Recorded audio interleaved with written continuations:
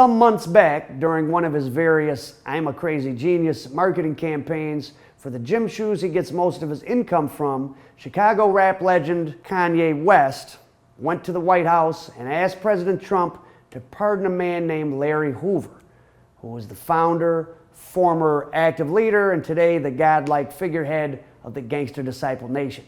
Now, Larry Hoover is serving 6 life sentences at the Florence, Colorado Supermax prison that also El Chapo just got sent to, people like the World Trade Center bomber, assorted drug lords, and even Larry Hoover's own former rival for control of the streets of Black Chicago, Jeff Fort, founder of the Black Keystone Nation.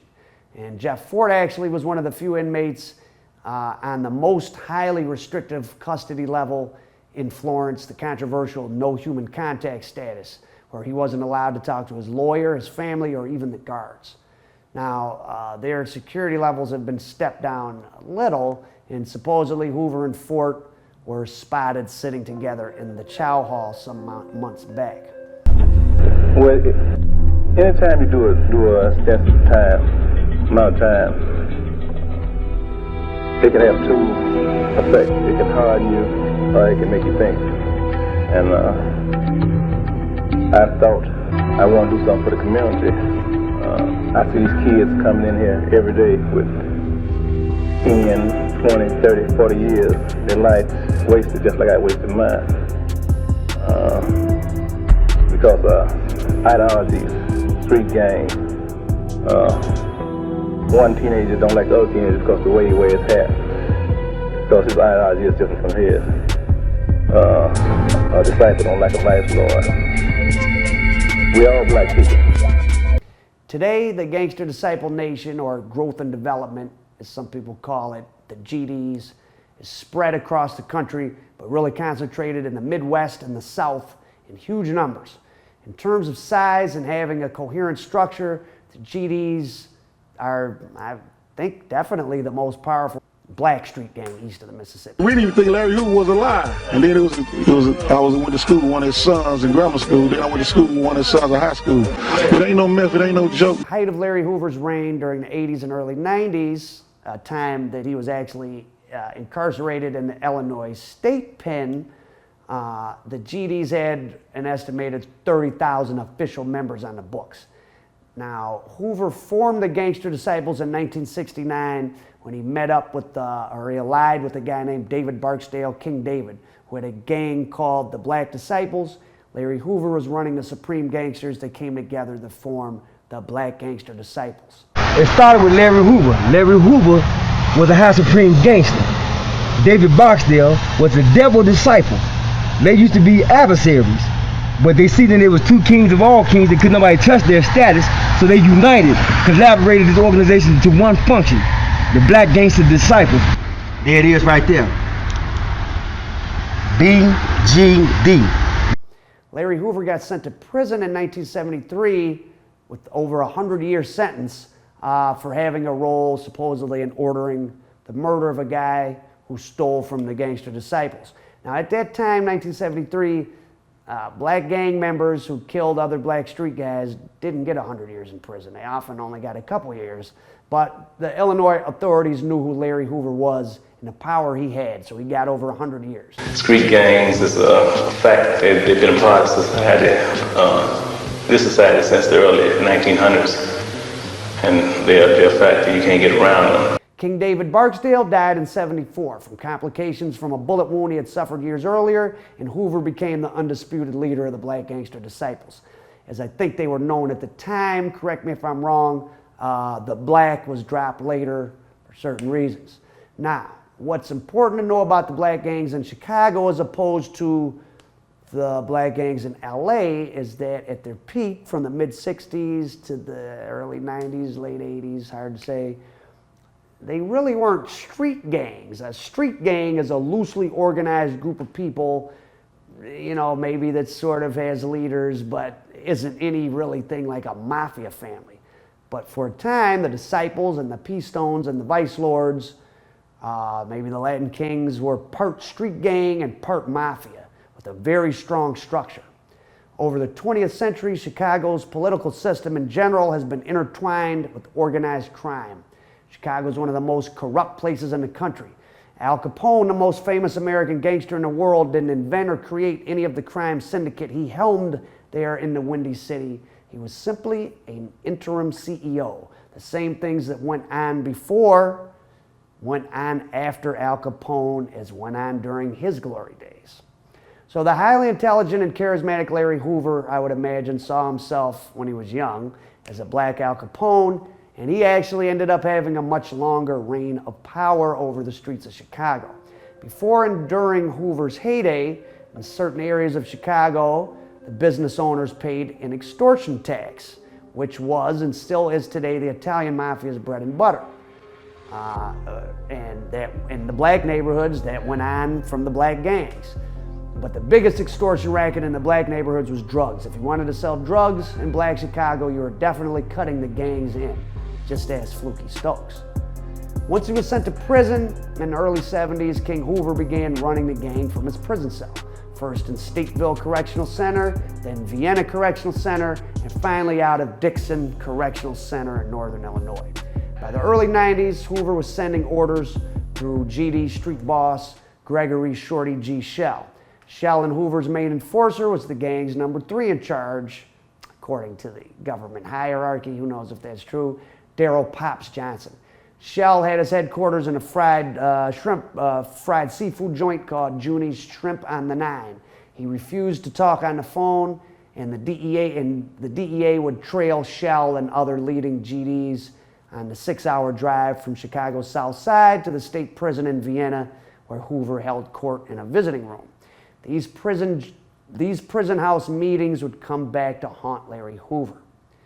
Larry Hoover's Gangster Disciples street gang empire in Chicago started to crumble back in '94 when a top lieutenant flipped. But the most damaging evidence against Hoover came from tiny recording devices Hoover's visitors were unknowingly wearing on their person as they conversed with him inside the prison. They bugged the visitor ID badges worn by Hoover's lieutenants and listened to months and months of conversations in late '93, collected an infinity of incriminating discussions about the day-to-day operations of the organization. And one of the main things on the wiretaps was that Hoover discussed implementing a formalized street tax for non-GDs engaging in criminal activity on the south side of Chicago. Hoover wanted the profits from 1 day a week of all drug sales as tribute and instructed Gregory Shell to use violence if necessary to obtain it. This is a quote from Larry Hoover. "Do a survey around town. I want to know what everybody is doing. Heroin, reefer, cocaine, who's moving what. This is our land. We fought battles on this land. Everybody is going to have to pay taxes, you know. That's just the way it is. You tell everyone if you have to start shooting, then nobody makes any money. All I'm asking for is one measly day."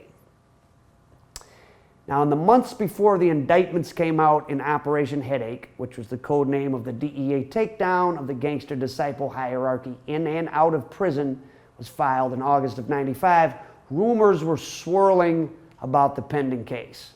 And they were trying to figure out who was cooperating.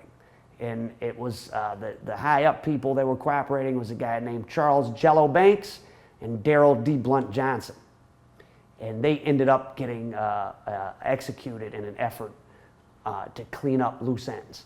Johnson and Banks had been arrested in the same 1994 drug case. Banks was a high-ranking Hoover lieutenant in the streets, and his work with the DEA was the final nail in Hoover's proverbial coffin, making sure he'd never see the light of day again. D. Blunt Johnson's attorney reached out to prosecutors trying to get a plea deal, but he was killed before they could finalize it. Now, Jello Banks was a tubby and talkative middle manager in the gang, and he began spying for the feds to get out of his drug case. Banks helped the DEA get taps on phones used by Shell and Pops Johnson and search warrants for key GD business fronts like Hoover's girlfriend's rap concert promotion office. where a handwritten GDE hierarchy chart was confiscated from a file cabinet. Leader of the Black Gangster Disciples has been in prison since 1973 for a drug-related murder. At several parole hearings, he's claimed he's a changed man who is no longer violent. Today, police spent about 2 hours combing through the records of Save the Children on the South Side. They seized half a dozen cardboard boxes and file cabinets of financial records and also $7,000 in cash. Police say the charity organization has legitimate operations, but they also believe it is a front for an effort to get Hoover out of jail. Larry Hoover was pretty sophisticated too, though. He had a paid mole of his own feeding them information. His Lieutenant Gregory Schell's lover was a Chicago policewoman assigned to the gang unit. She ended up getting 12 years in prison. D. Blunt Johnson's attorney had someone inside the government providing him details of ongoing investigations focused on the GD Nation. For example, the DEA planted a surveillance device in Junie Shrimp on the 9 to try to get Shell. They hid it in a clock. Just hours after they did that, he comes in the restaurant, he pulls the clock off the wall and yells into it, "You ain't got nothing on me, you ain't gonna get nothing on me," and tears the camera apart. Now, Pops Johnson got word in the spring of '95 that Jello Banks and D. Blunt Johnson were informants. Well, Banks was an informant, Johnson was trying to be.